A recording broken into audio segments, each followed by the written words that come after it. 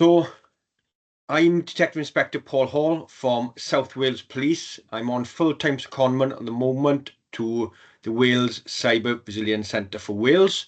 This webinar today is a joint webinar. I'm here today with my colleagues. Firstly, Joe Checketts, who's a Cyber Essentials Analyst with IASME, who are the delivery partner of the National Cyber Security Centre in relation to the rollout of Cyber Essentials.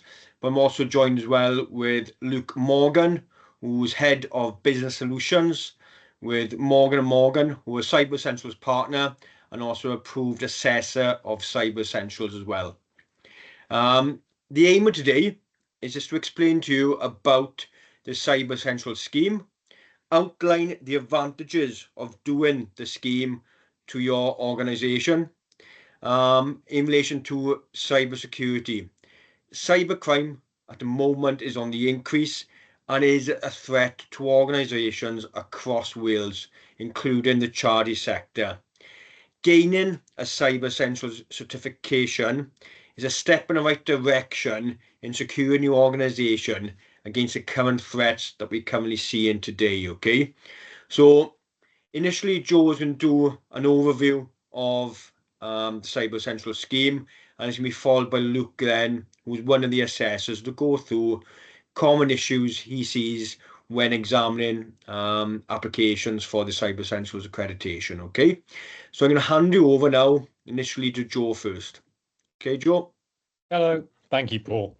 Hello, everyone, and thanks for coming. I'm just going to give you a quick run through of what Cyber Essentials is, how it works, and why you should care. So I'm just going to share my screen now for, where is it, my PowerPoint?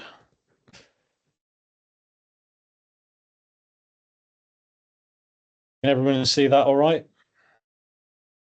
Yes, Joe. Okay. So yeah, I work for IASME, which does the Cyber Essentials scheme. Basically, it's meant to be a baseline security, which is supposed to give you protection against commodity threats. It's essentially the equivalent of locking your doors and windows so that people can't just walk up and take your stuff. And when we say stuff in this case, we're talking about data.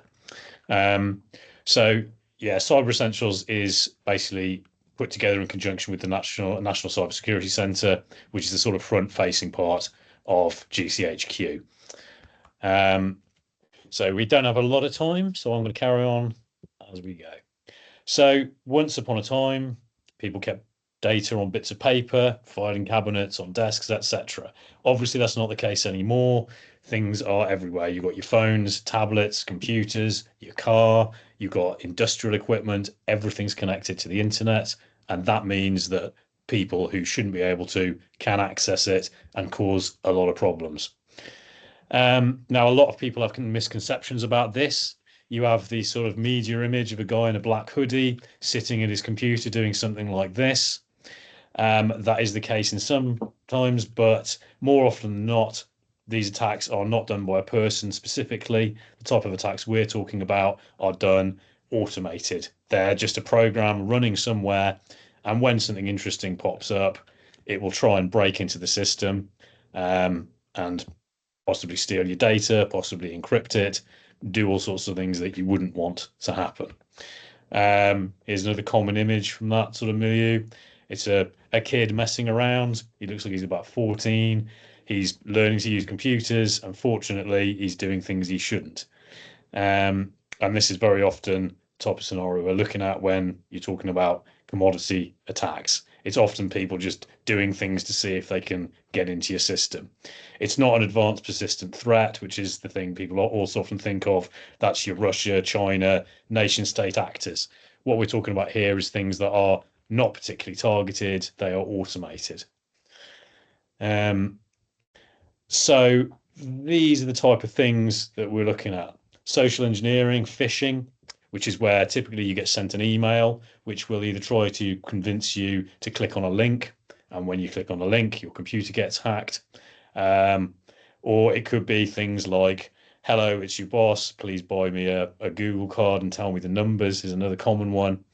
But it's basically tricking people into giving away information. Another one is, hello, it's the bank. Can we have your account details? Or hello, it's IT support. These are all variations of phishing. That's the kind of attack that relies on humans. Another one is exploiting known vulnerabilities. As computer systems get older, people find more and more problems with them. They find flaws and vulnerabilities, and eventually someone will come up with a way that if you find a computer with a vulnerability, you can just run a program and break into it. So we're talking about things here like Windows XP, Windows 7, old machines that are no longer maintained by the companies that make them. All operating systems that are considered current will have regular security updates from the manufacturers. These will come out, could be every month, could be every few weeks, could be as and when they discover vulnerabilities. But the point is, when they find these security holes, they get fixed. In older systems, that's not the case. So if you're running a very old unsupported system, the chances are that's an open door for the type of activity we're talking about here. And another one, very popular, password guessing. Although everyone thinks that they're original when they come up with their passwords, actually it's quite a short list of what people tend to use, and they use something that's memorable to themselves. And quite often, this information is easily available on social media if it's your favourite football team, your sister's birthday, your dog's name, things like that. It's not a very long list of what people tend to use, and therefore guessing passwords is quite an easy thing to do if you're not careful. Now, these are the possible consequences of this kind of intrusion: theft of data, which could be things like credit card details, things like customer lists, basically information that you do not want other people who are not authorized to have. That sort of thing can get you in serious trouble. It might be a matter of the Information Commissioner's Office, and especially for charities, you might hold a lot of sensitive data about people, which could be of great use to malicious actors. Another one is encryption. A very common attack these days is ransomware, which is essentially where an attacker will encrypt your data so that you can't read it and then say, pay me and I'll give you a key to decrypt it. Although there's no guarantee that even if you do pay, you will be able to unencrypt it and get your data back. That's something that could sink a lot of organizations. Disruption is another one, where denial of service is essentially you shut down people's services. So imagine you're running some vital service for your business or society even. If you're, say, selling things and your website gets shut down, if you're running a service to help people and that gets shut down, these can all have very bad consequences. And the attraction for criminals is, as it says there, cybercrime is the third largest economy in the world. So there is a lot of money and therefore a lot of incentive for people to try and steal your information. Now, as I said a few minutes ago, you have to bear in mind only a small percentage of cyber attacks are targeted. Most of them, as I said, are going to be done in an automated way by machines that are just scanning the internet looking for vulnerabilities. So what is Cyber Essentials? Well, essentially, it's a set of controls which are designed by the NCSC to protect you against the most common threats that you'll face. When we say controls, what these basically mean are very often it's settings on your machine. It's things like don't use an admin account for your day-to-day because that's a big risk. Make sure you've changed any default passwords on your equipment so that other people can't look them up and get in, and things like that. They're all fairly basic and easy to implement. Cyber Essentials is designed to be an entry-level thing that almost anyone can do. It's designed for businesses and organizations of all sizes. So whether you're a plumber or whether you're a bank, you should be able to implement some of these, and doing it will make you a lot safer. Even if you don't go for the certification, doing the things that we talk about in Cyber Essentials will help immensely to protect you against attacks. The scheme's been going for 10 years, so it's fairly mature. And over that time, what we found is that it's been pretty effective in preventing these kind of attacks. And as it says there, it should be seen as the foundation for organizations to set their cybersecurity levels. It's not going to protect you against everything, but it will protect you against the equivalent of people coming up, trying the door handle and finding it's unlocked. And just a couple of figures there. There's been 185,000 certificates issued and 44,000 in the last 12 months. So it's increasing in popularity. So what actually is Cyber Essentials? Well, it's essentially a certificate. The way it works is you fill in a form with some questions on it, and then that form will basically get marked and they will award you a pass or fail. And if you pass, you get the Cyber Essentials certificate. It's backed by the government, and these technical controls I'm talking about, there are 5 of them, which I'll run through very briefly here. So the 5 controls are firewalls and routers, secure configuration, security updates, access control, and malware protection. Firewalls and routers is about making sure you've got something between you and the internet. Most or all operating systems available now have a built-in firewall, usually Windows Defender or X-Protect for the Mac system. Secure configuration is about things like making sure you've changed your passwords so that they're not the default. Security updates is very important. That's about making sure your systems are up to date. And most systems now, you can just say automatic updates, please. And every time a new update comes out, it will automatically be installed. Access control is about knowing who can get onto your machine and what privileges they have. So you should have a list, for example, of everyone who's got high-level admin access to your systems, and you should make sure that only the people who need to have that have it. And malware protection is what it sounds like. You should be running something on your system to protect you against viruses, spyware, things like that. Again, all of the current operating systems have this built in to one degree or another. So firewalls, you have to have a firewall at the internet boundary. Now, if you're a larger organization, you may well have a box which does this, but there are also firewalls that run on your machine, called a software firewall. You should have those turned on. With the ports, these are basically access points to your system. These need to be closed unless they need to be open. And you need to apply the controls like password protection and so forth to all of your physical and software firewalls. Secure configuration, remove any software you don't need or accounts you don't need, because unrequired software tends to just sit on the machine. It goes out of date, vulnerabilities appear in it. And if you've got accounts that are not needed, again, that's a common thing because no one's looking at them. They offer quite a tempting target. If you set a PIN or password on your devices, that's also a very good idea because it means no one could just steal your phone or laptop and instantly get access. And where it says disable autoplay and auto run, that basically means that you shouldn't have things set up so that if you, for example, get an email with an attachment in it and you click on the attachment, that means it doesn't automatically run and potentially infect your system. Security updates.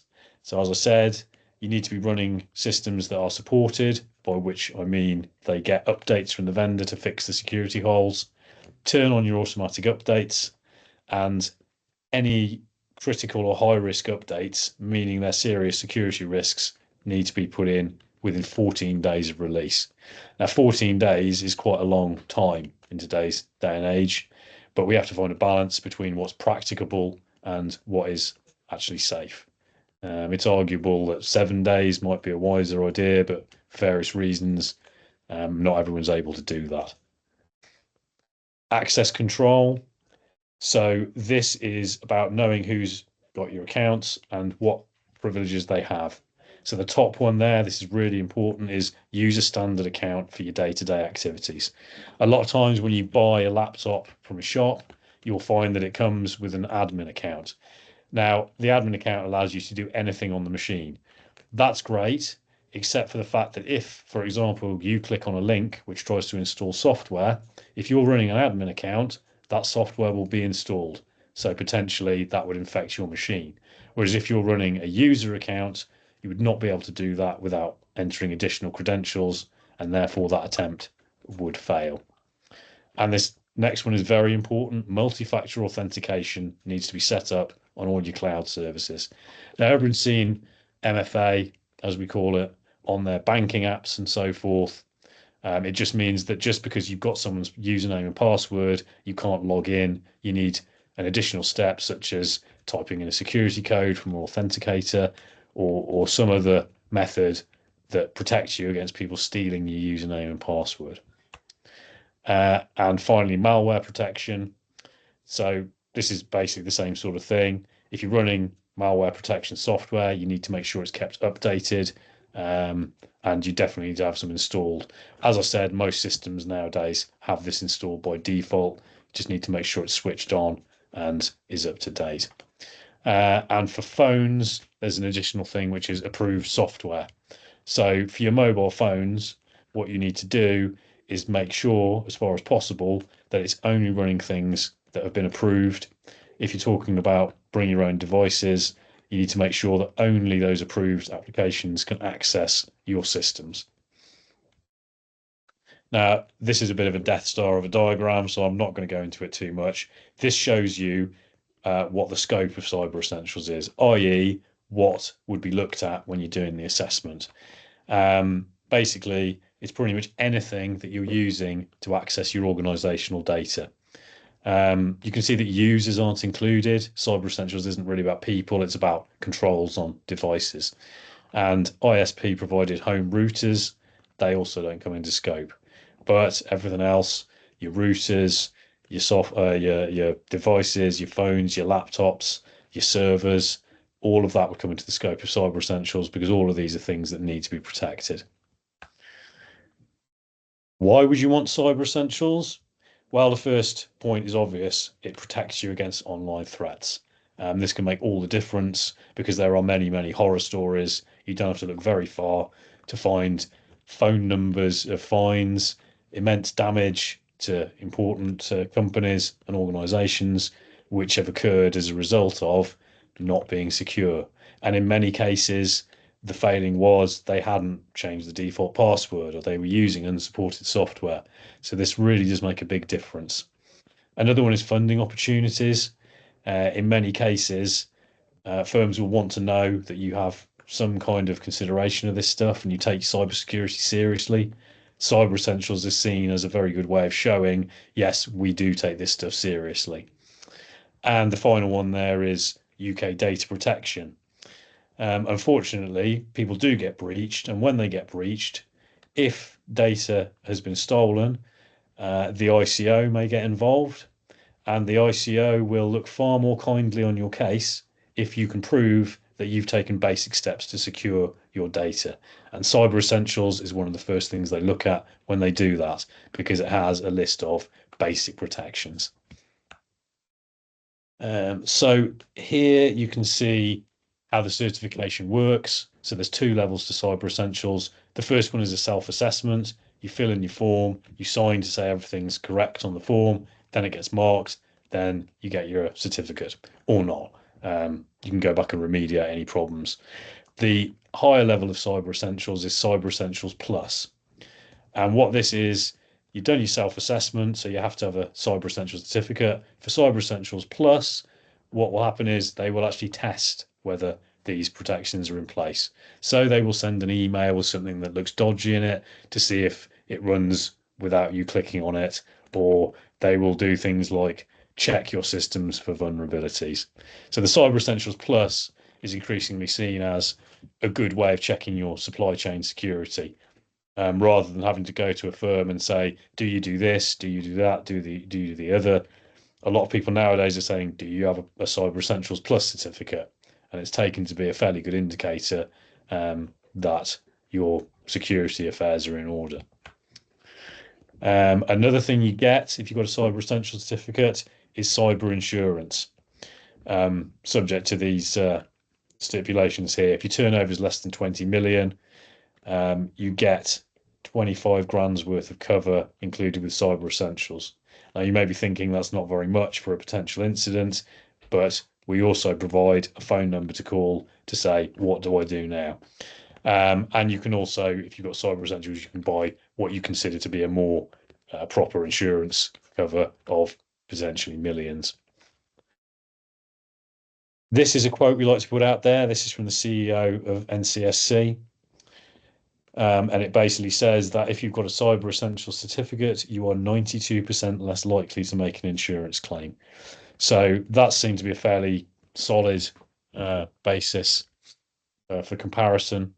And this is something that we're authorised by the NCSC to say, so it can be taken as that's a fairly accurate statement. As I mentioned earlier, it's a very good tool for supply chain confidence, because very often organisations are attacked through their supply chain. You might have good security, but firms you working for you with access to your data may not. So Cyber Essentials is seen as a good way of ensuring that companies that you've got working for you have these protections in place. As I mentioned earlier, this is about data protection. So if you do happen to get breached and the ICO gets involved, if you can show that you've processed your data in a manner that ensures appropriate security, you're going to be in a lot better position for any investigations that might happen. And appropriate security, again, Cyber Essentials is seen as being a plank in that process. How can you find more about it? If you do want to get a Cyber Essentials certificate, this is something that we've started doing recently, Cyber Advisor. So these are people who are trained to give advice on how to secure your systems and comply with Cyber Essentials.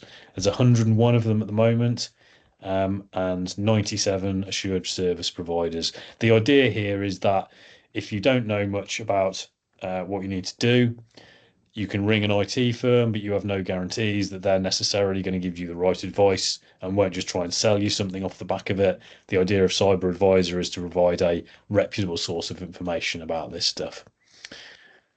There are some more details, which I believe we're going to provide these slides afterwards. You can pick up from that.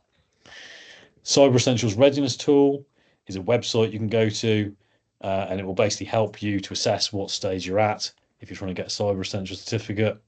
It's got basically a load of questions saying, have you changed your passwords, and establishing whether you've got the basic stuff in place, what you might need to do. Cyber Essentials Knowledge Hub is another free website we provide, which has more in-depth guidance on things. So there's a lot of articles, useful information on there. For example, there's a page where you can look up whether your system's in support or not for all of the common operating systems. And there is a lot of very good information on there to help with security in general. This is something I have to bring up. As of next year, this time next year, Windows 10 will no longer be supported by Microsoft. I believe you would be able to pay to have support. There are some options with that, but generally speaking, as of this time next year, Windows 10 will not be supported, which means that if you're running Windows 10, you do have a potential security hole in your system. And it's not just Windows 10. There's a lot of other very popular software, Microsoft Exchange, Microsoft Office, 2016 and 2019 also go out of support on that same date. So this is something to consider if you're looking to upgrade your systems in the next year or so. It's definitely something to consider if you want Cyber Essentials. So this is a quick summary. Cyber Essentials should be the foundation of your cybersecurity plan because it's the basic things you need to do. We know it works. Where it says a few small technical changes, this is just things like changing your admin account to a user account, making sure that your router has a different password on it, making sure you got your MFA switched on your cloud services. And these small things will make a big difference to your security. It says there help is available through Knowledge Hub, Readiness Tool, Cyber Advisors, certification bodies, and of course IASME do have a technical team you can contact with any questions. I think we're doing questions and answers after the part by Luke. So I'm just going to say thank you for listening, and I'm going to pass you back to over to Luke. Thank you very much for that, Joe. Very good. Luke, you on board? Yeah. Yeah, I'm all ready. I'll share my screen as well.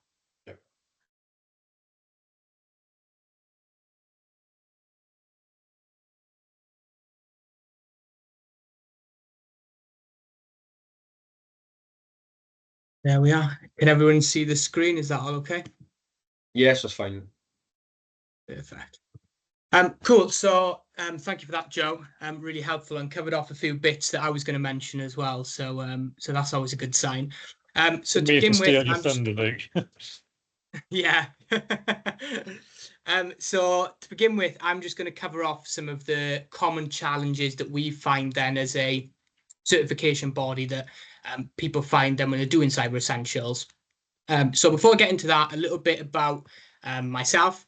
As Paul mentioned, my role is I'm Head of Business Solutions at Morgan & Morgan. My background is actually in finance, and kind of now I kind of enjoy kind of bridging that gap between kind of that finance, business, organizational goals side and bridging the gap then with technology, all while ensuring it's obviously secure as well. And Joe mentioned briefly as well the cyber advisor and assured service provider scheme. So I am one of the 101 NCSE cyber advisors then within that, and Morgan & Morgan are one of the 97 assured service providers, which I think we were the second in Wales, which we're very proud of that as well. So in terms of a bit about Morgan & Morgan as well, I will run over this quickly. So we're a managed IT service provider, and we do cybersecurity, managed print, and general office solutions as well. We are based in South Wales, but kind of operate UK-wide, have clients all over, especially from Cyber Essentials, has really given us a lot of opportunities with that. We have been a trusted partner to a lot of organisations for 35 years. I technically lie. We're 2 weeks away from being 35 years, but we've been around for a very long time.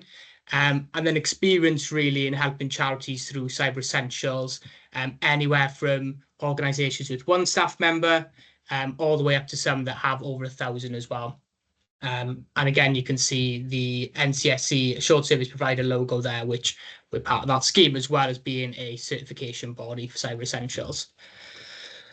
So to begin with, I'm just going to cover off kind of 4 main challenges that we find organizations find difficult when they start looking at doing Cyber Essentials. And in a quick summary, these are really understanding the requirements and questions being the first challenge we find. Keeping the software updated is the second one. Ensuring kind of the systems are set up correctly, which Joe's kind of covered all these a little bit already as well. And then probably the final one is actually managing your assets, is making sure you've got a process in place for that, which will help you a lot through as well. So firstly, the first challenge, understanding the requirements and questions. So this is probably the example I always like to bring is, it depends whether somebody's the kind of person that's good at following instructions or not. But a good example is I've just recently built some IKEA wardrobes.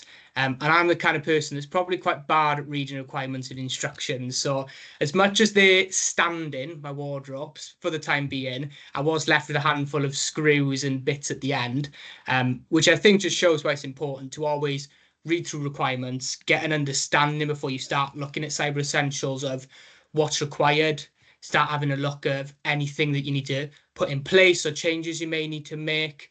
And I think probably a great resource that Joe mentioned was the readiness tool that IASME have on their website. Reading through the knowledge hub as well that IASME have is a great place to start to really kind of understand where am I at now and kind of what changes do I need to make to get myself ready for Cyber Essentials. The other thing as well is if you're maybe a bit unsure or need a little bit extra help, then organizations like ourselves, that cyber advisors, can also kind of help do a bit of gap analysis or help kind of do a bit of a small audit of where stuff's at now, what changes we need to make sure that you pass your Cyber Essentials. The other bit that sometimes we find quite challenging is there are some areas that are obviously quite technical, and depending on kind of knowledge levels of how technical you are while filling in the questionnaire, there may be some people that find some of those questions quite challenging. So again, if there's support needed, then I'll definitely go out and look for support as well on that side. Then when you've done all your preparations, probably the other bit that we find when marking questionnaires is that sometimes people might not fully read the question correctly. So just say, take your time, read the question. If you're unsure, get some help with those questions, and that will just help you to set you up to pass your Cyber Essentials.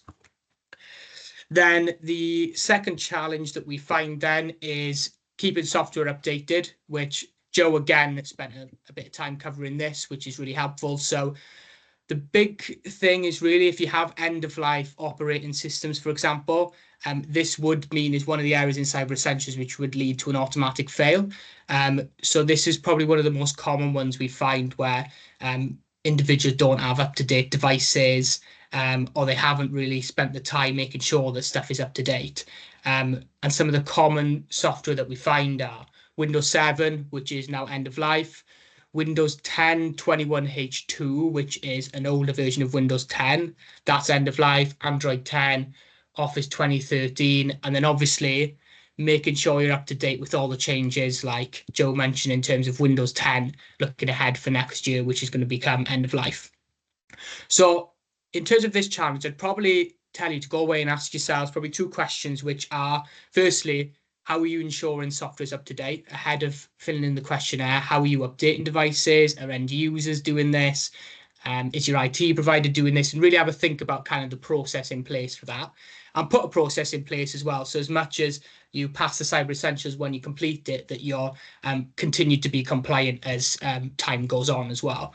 Then the second bit really then, which is sometimes the big one we might find, is sometimes something's gone end of life, e.g. Windows 7, but it is also on an older device. So sometimes maybe the device will no longer support an update to Windows 10 or Windows 11, for example. So just kind of in advance having to think, okay, have I got any older devices that I may need to upgrade to be able to take Windows 10 and Windows 11?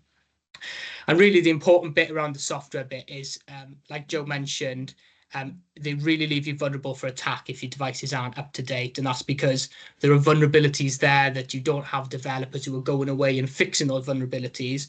So hackers are then going to really exploit those vulnerabilities to get into your systems.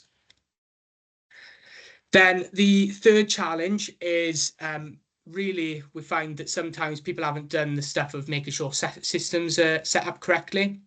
Again, if you've done the preparation bits and you kind of understand the requirements, you'll be in a really good place for this one.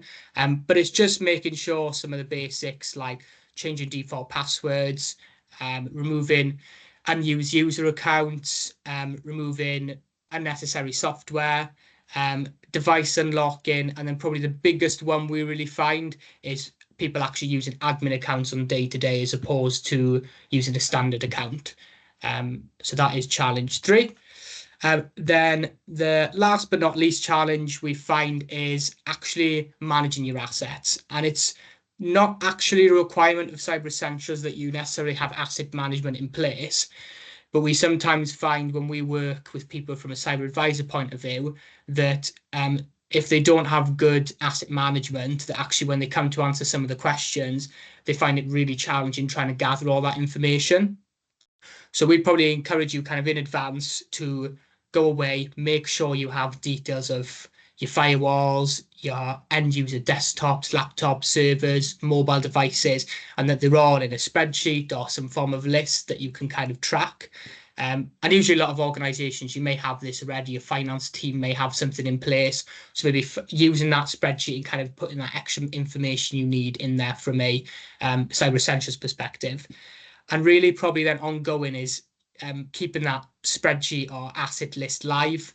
So as devices, as users leave and a device may be taken off them, that you're managing that piece, that as you replacing an old device with a new device, that you're kind of replacing all those items. So that spreadsheet or document is live then when you come to redo Cyber Essentials or complete your Cyber Essentials, that you have all that information to hand.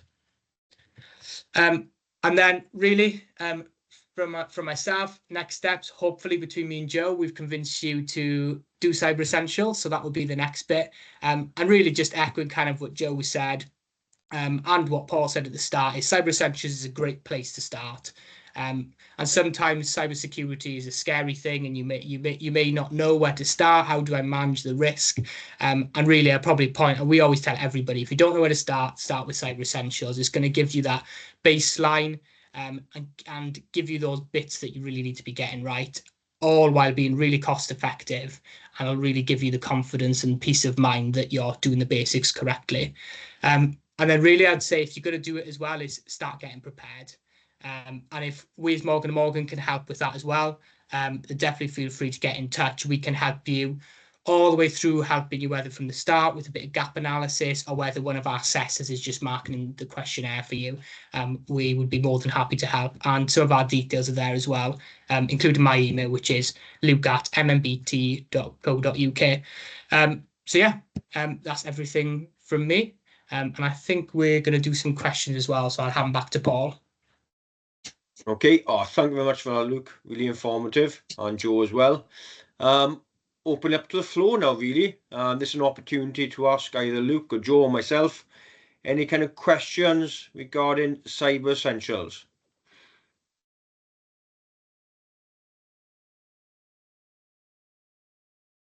I can see Adrian, you've got your hand up.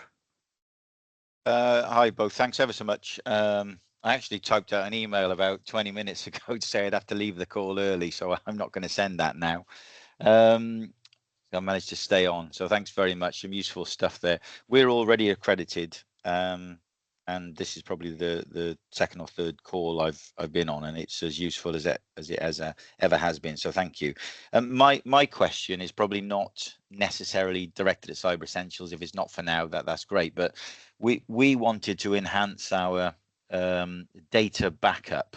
So at the moment we use cloud backup services provided by our IT provider, and lately we've been, I don't know, but I suppose pushed in the direction of having a more robust cloud backup. I know Microsoft 365 does an enhanced one, and there's other ones as well. I just wondered, from either a Cyber Essentials perspective or just general, you know, and not saying recommending any particular programs with this, but is it worth, do you think, getting an enhanced version, especially considering, you know, bad actors and the possible cyber threats increasing as they are at the moment, just to have that extra security? They all obviously come with a premium, which for charities is sometimes challenging.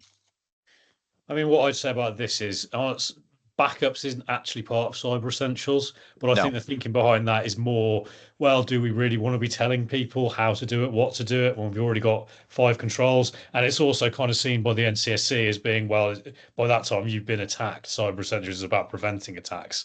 But certainly anyone involved in this stuff would definitely recommend you make a backup. Now, I don't really know about the details of Microsoft's backup schemes. Maybe Luke does. I don't know. I'm not that familiar with them. But certainly backing up is a very, very good idea to do. It's just how you do it. I mean, if you're not going to do it on the cloud, obviously the other way is have some sort of physical media to store it on. And the usual rule with that is you need 2 copies. You need one that's to hand. You need another one on another site, because in the event of fire or something like that, you would have lost your backup as well. So one backup isn't really considered a backup if you're doing it that way. You'd need to have 2. With the cloud, I mean, obviously they have multiple data centers, which again mitigates against that. If they lose one data center, the data would be stored somewhere else. But with that, there's also the question of access. So, for example, if, you know, let's hope it doesn't happen, but if something happened to Microsoft, you wouldn't then have access to your data. But I think really you'd have to look at the details of what they're offering you for the enhanced protection, and whether you thought it was worthwhile. I'm sorry if that's not a very definitive answer, but yeah, I'd say probably to add, we with all our, because we're an IT provider as well, so all our clients have cloud backups with us, and they're all third parties. We do third party backups. The reason for that is from a ransomware point of view and other cyber attacks, but also from general deletion. If somebody accidentally deletes a file or deletes an email and it's past the 30 days, we can still pull stuff back. Yeah. And we always tend to go third party because it's out of it then. And the big bit is that Google, Microsoft, all those cloud providers actually have a specific line in their agreements that say they're not backing up your data. As much as they technically are, they don't hold the responsibility. And there was an incident, I think, in June of this year where Google had an incident with Unisupper, I think was the name of the company, and they lost a load of their data and were just like, your data's gone. It was a misconfiguration on their side, and they just said, literally told them it is what it is. Have you not got a backup? So that's why we advise it, and it's reasonably cost effective from the backups that we do as well. Yeah, I mean, thanks both. When I joined the organization, they were using internal backups on hard drives, and I just stopped that immediately, even before we did Cyber Essentials. So that's absolutely a no-no for us. So we go cloud backup. It's a daily backup, but it's that bit around, I totally agree, Luke, it's that 30-day thing. And if that data does go missing, yeah, they probably will say, well, you know, we're not responsible for it. So yeah, we're looking at a third-party option at the moment, and it's, the more I hear about it, the more I'm inclined to say it's something that we should be doing. I think the moral of the story is just because they got a big fancy logo doesn't mean that they're going to care if something goes wrong. Yeah. To a degree, there's an argument that they'll care less because they're huge and they're going to go, well, what are you going to do? Read your contract. You know, Yeah. As Luke mentioned, I have no doubt they have a get out clause for this exact sort of thing. So, yeah. Okay, thanks very much. Thank you for that, Adrian. Sally, I can see you've got your hand up as well. Yeah, thank you. I joined the organisation I work for in November 22, and I've been trying to sort out all the access we've got, all the security, everything like that. I'm finding it really difficult because the third parties that we've got managing, we've just come out of a 3-year contract with a firm who did our Office 365 and our VoIP calls. So we've now gone to EE for broadband. We're going to being passed to another company for Office. It's all over the place. And I'm trying to get answers about how things are done, you know, what assets we got, not only hardware, but software. And I'm finding it really difficult. So I don't know whether you've got any advice on that. I know that there were some not workshops, exercises like the exercise in a box or things like that we could maybe try, but I'm finding it really difficult. We've got a guy who manages our IT in terms of laptops. So if somebody leaves, he wipes them, sets them up for the next person. And we pay him so much a month, but I don't really know what he does apart from that. And my director is a bit loath to go away from him. So I don't really know what I can do. Where to start is what I'm asking, I guess. I mean, I think probably a good place to start is knowing what you've got in terms of assets. And by assets, I don't just mean computers and phones. I also mean what information you've got. Because obviously it's very important to protect that information. It's difficult to know what you know to do that if you don't know what you're protecting. As regards who you get to do it, obviously it has to be someone you can trust. I mean, what sort of contract you have with this guy? It's something that you need to be able to trust people, and you need to be able to say if something goes wrong, what actually happens. So we do actually at IASME, we do cyber incident stuff. Yeah. So that's basically like a fire drill for this if there's an incident, because the time to be worrying about that is not when it's happening. What you effectively want is the equivalent of every office building does a fire drill, so that if there is a fire, everyone just goes, oh, I know what to do, I know where to go, I know what's got to be done.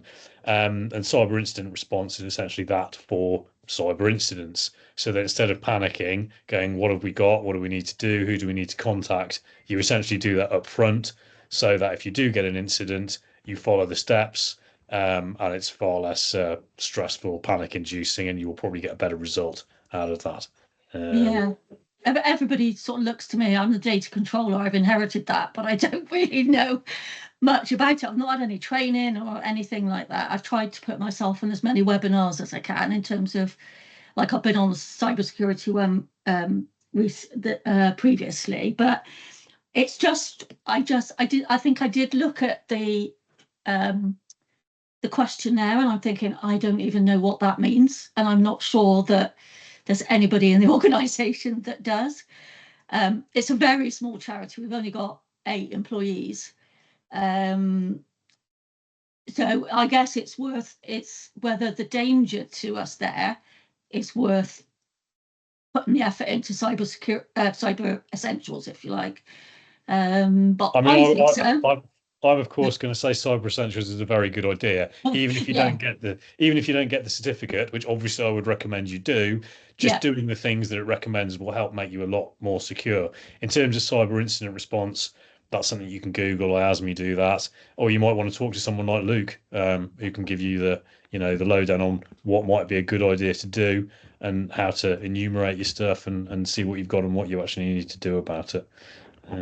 So yeah, I'd probably echo Joe's comments and all of that, really. And I think probably that the cyber advisor scheme, really what that is there for is kind of these situations as well, in terms of that gap between, okay, I want to do cyber essentials, but how do I get there? I'd have a look. We're one of three, I think, in Wales, and that's a good place to start, where you're getting the expertise then that really you need to pass your cyber essentials. But yeah, it's difficult, and it's about trusting somebody, and the trust is hard, and it's not built overnight either. So I understand your challenges, Sally. Yeah, I mean, we're based in Cardiff, so have you got an office in Swansea, did I see? Yeah, so we cover all of South Wales, so. Yeah, it's just I'm trying to get things changed, and I'm finding it really hard to get any information. And the IT guy that we do use, I send him an email the other day. What is this that keeps coming up? I don't know. That to me is not, nobody's got a handle on everything about the organisation, which I would really like to do, because if we did have a breach or anything, obviously I'm, as data controller, I need to know what to do and stuff like that. People would be asking you questions in that. Yeah. Yeah. So they'd be coming to me and saying, what do we do? And I don't know. That's the point.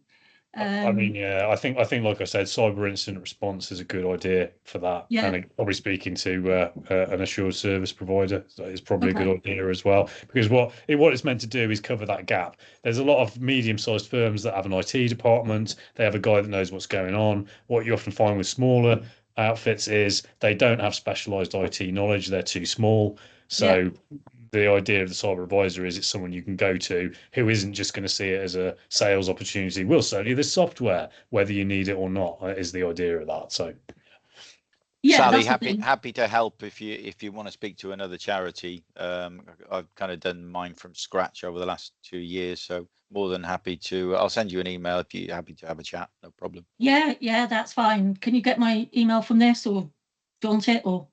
No, got it already. Okay, that's fine then. Yeah, anyhow. Bringing people together here, fantastic. Yeah, any help, because it's we're so small that I ask questions and I'd get no answers coming back because nobody's really sure. So I think we need to get it sorted and done before anything happens, because we do we're a membership organisation and we hold a lot of info, and also we get a lot of. I'm concerned that if we get something through one of our suppliers, because we're so small and we use small suppliers, I don't know what controls they've got in place as well. So it's worrying me. Let's put it that way. Yeah, again, like I mentioned, that's partly why CE and C+ are becoming popular, for that very reason. If you don't know what your suppliers are doing and you don't have technical knowledge, them having a certificate of some kind is an indicator towards that they're not completely blasé about it. And yeah, like you said, it's probably a good idea to have things in place before you get an incident, because otherwise you'll probably have a heart attack when there is an incident. Whereas if you've got people to call, a list of things to do, a process to follow, it's obviously a lot less stressful. Again, I'll always liken it to a fire alarm. If people didn't do fire drills, God knows what would happen if there was someone said there's a fire. You'd probably have panic and mayhem. The whole reason they do fire drills is so that it's okay. Everyone knows what to do. It's a laid out process. People don't panic. They just hopefully calmly exit the building. Well, the cyber incident response is meant to be that, but for cyber incidents. So I definitely recommend looking into that. Okay. All right. Thank you. Sorry to take up so much time. No, it's okay. Thank you, Sally. Great question. I can see Rebecca, you've got your hand up as well.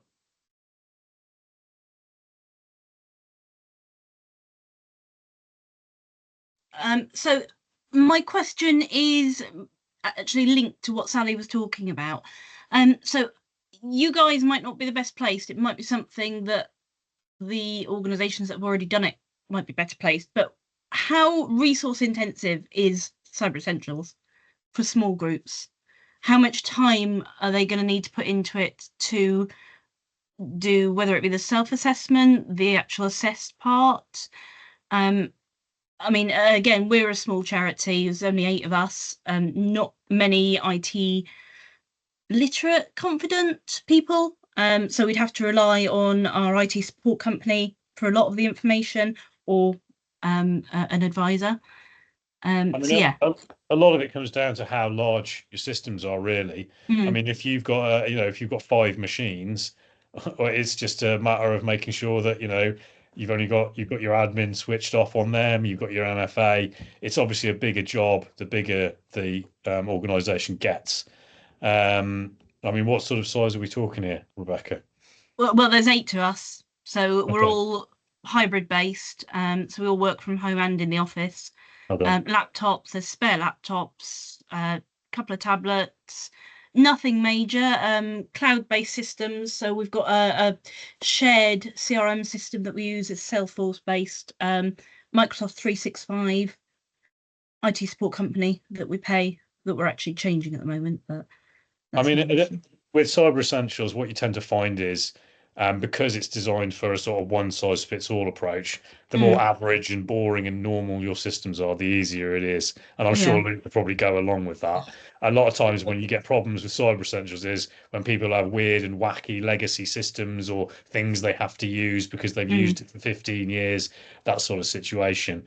I mean, Luke might be better placed to make a comment on that. But certainly if you're quite small and you're using off-the-shelf products and you're not using anything that's 10 years old or 15 years old, then it's probably not that extensive an expenditure of resources to do it. A lot of it is just changing settings on machines and setting up your MFA and making things like that are working. What do you think? What do you think, Luke? Yeah, I'd probably, if you've got reasonably new hardware and 2 cloud services, it shouldn't be a huge headache. We've had some where you're pretty much ready to go and you can turn it around in 24 hours, and then others that tend to be the bigger organizations that can take anywhere up to a year if there's lots of stuff that they have to do in the meantime. But probably for yourselves, as long as your hardware is reasonably up to date, 2 cloud services, turn off MFA, I can't imagine there's going to be a huge amount of work. Okay. And that leads on to my second question then. Do any of you run any forums or groups for the organizations that have done Cyber Essentials, a sort of support network of any type? I mean, I would say if you go to the Cyber Essentials Knowledge Hub, there's actually a section on there specifically for charities, which has a bunch of articles just saying how to do basic things, why is it important. So if you just Google for Cyber Essentials Knowledge Hub, you'll see it. I'm already on the website. Yeah. Okay. Yeah. So there's a section there. If you look under sector and size, there's a bunch of articles which are specifically aimed at charities, and there's a lot of useful stuff in there. And the tech and cyber basics is quite a good section as well, for sort of general, tech and cyber basics. Okay. Thank you. Excellent. Thanks, Rebecca. Any more questions? No, I think Joe said, who said that we may get copies of the slides. Is that? We can arrange. Can we can arrange that, can't we, Paul? I think we should. Yes, of course. Yeah. Okay. Thank you. Yeah, we'll sort that out for you. Okay. Yeah. I don't know if it's worth, Luke, if you put your email address in the chat and always on the just in case anyone would make contact with you. One question for Joe as well. At the moment, I'm aware it's Charity month as well, Joe, in relation.